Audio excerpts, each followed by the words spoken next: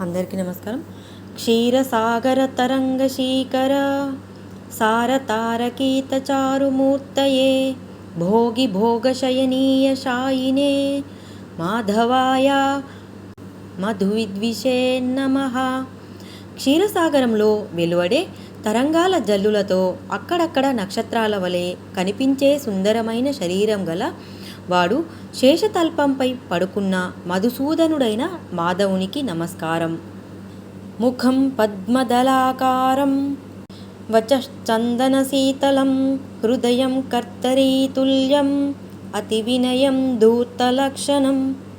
ముఖమేమో పద్మంలాగా ఉంటుంది, మాటలేమో చందనం వలె చల్లగా ఉంటాయి. కానీ దుర్జనుని మనస్సు మాత్రం కత్తెర పిట్ట లాంటిది. అతి వినయం చూపడం చెడ్డవాడి లక్షణం సుమా. నచ్చితే లైక్ చేయండి, షేర్ చేయండి. ధన్యవాదాలు.